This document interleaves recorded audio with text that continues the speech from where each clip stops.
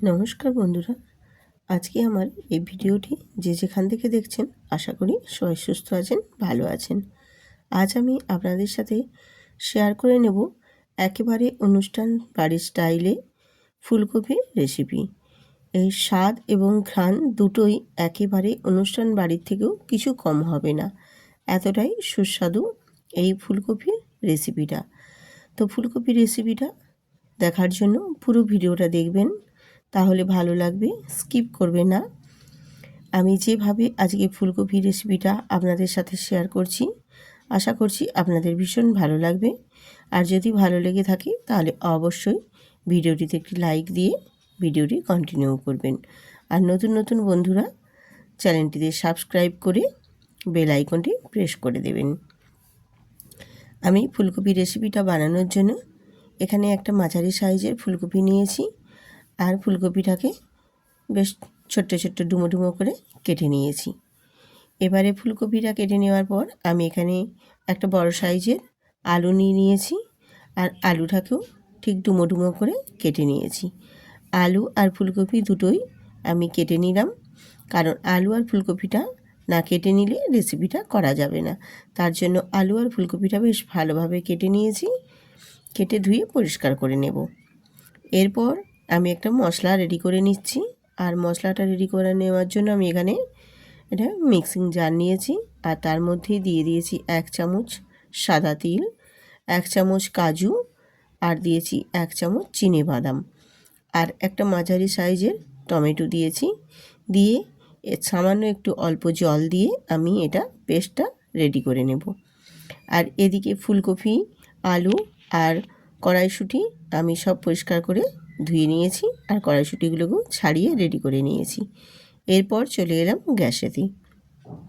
গ্যাসটা অন করে কড়াই বসিয়ে দিয়ে দেবো এখানে তেল। আর তেলটাকেও বেশ ভালো মতো একটু গরম করে নেব। তেলটা গরম হয়ে গেলে ওর মধ্যে এবার আমি প্রথম আলুগুলো ভেজে নেব।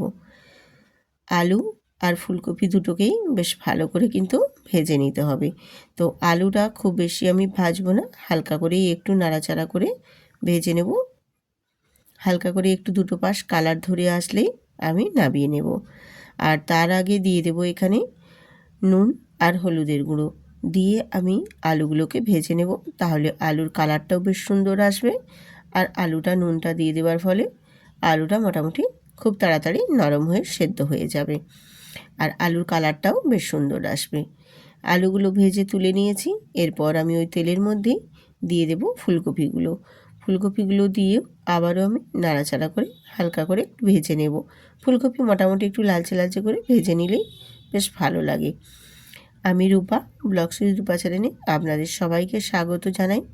আজকের এই রেসিপিটা যদি অবশ্যই আপনাদের কাছে একটুও কোথাও কোনো অংশে ভালো লেগে থাকে, তাহলে অবশ্যই চ্যানেলটিতে সাবস্ক্রাইব করে বেল আইকনটি প্রেস করে দেবেন। এবং নতুন নতুন বন্ধুরা আমার পাশে থাকবেন সাবস্ক্রাইব করে।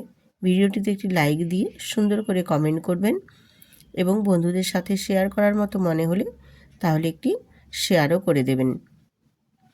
আমার ফুলকপিগুলোও দেখো ভাজা হয়ে গেছে, তুলে নিয়েছি। এবার ওই কড়াইতে আবারও আমি সামান্য অল্প একটু তেল দিয়ে গোটা গরম মশলা ফোড়ন দিয়েছি, একটা তেজপাতা আর একটা শুকনো লঙ্কা ফোড়ন দিয়েছি।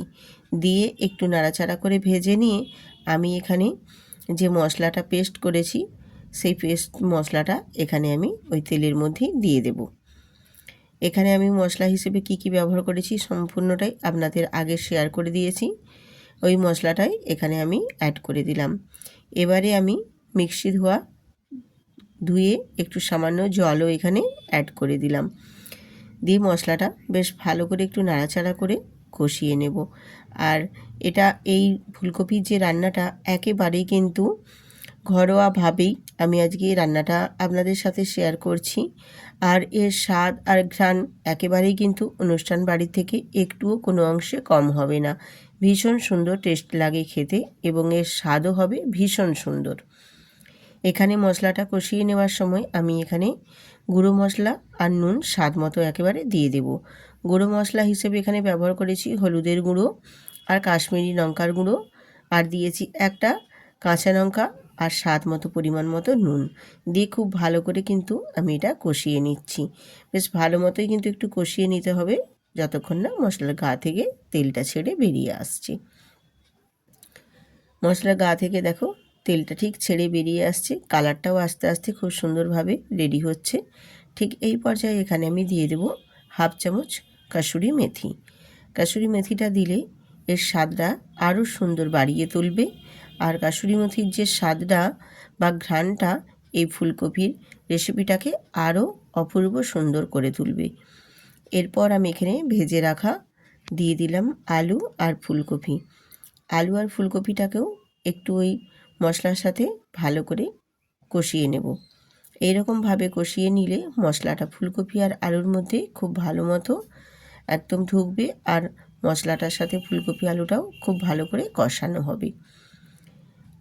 এরপর আমি এখানে অ্যাড করে দিলাম কড়াইশুঁটি। এই রেসিপিটাতে কড়াইশুঁটি দিলে খেতে বেশ ভালো লাগে। আর এখন বাজারে ফুলকপি আর কড়াইশুঁটিটা খুবই অ্যাভেলেবেল পাওয়া যাচ্ছে, তোমরা চাইলেই পেয়ে যেতে পারো।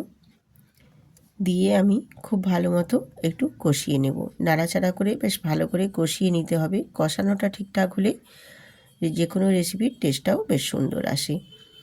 দিয়ে এখানে আমি উষ্ণ গরম জল দিয়েছি।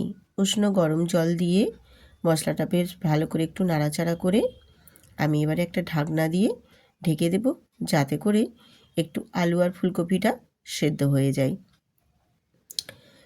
ঢাকনা খুলে তারপর তোমাদের দেখিয়ে দিচ্ছি, দেখো আলু আর ফুলকপিটা বেশ ভালো মতোই সেদ্ধ হয়ে গেছে আর গ্রেভিটাও অনেকটা কমে গেছে। এখানে আলুগুলো তোমাদের আমি একটু দেখিয়ে দিচ্ছি যে আলুটা কত সুন্দরভাবে সেদ্ধ হয়ে গেছে আর ফুলকপিও তো খুব সুন্দরভাবে সেদ্ধ হয়ে গেছে। ঠিক এই পর্যায়ে আমি এখানে দিয়ে দেবো সামান্য অল্প একটু চিনি।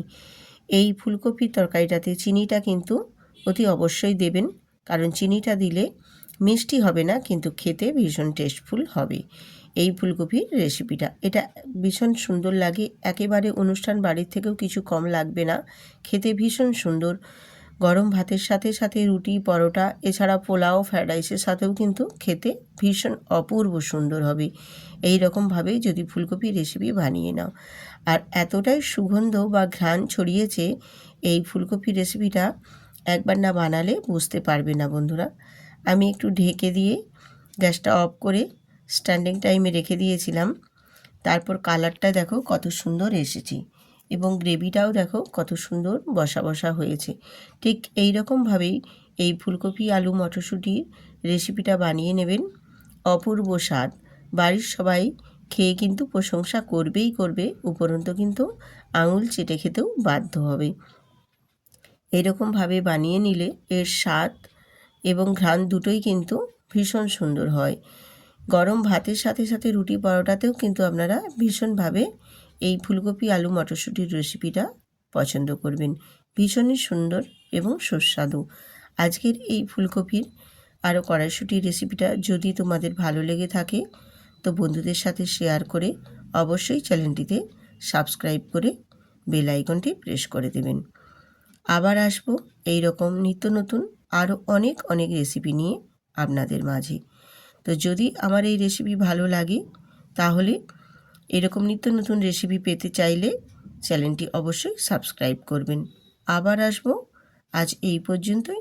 টাটা, সবাই সুস্থ থাকুন, ভালো থাকুন।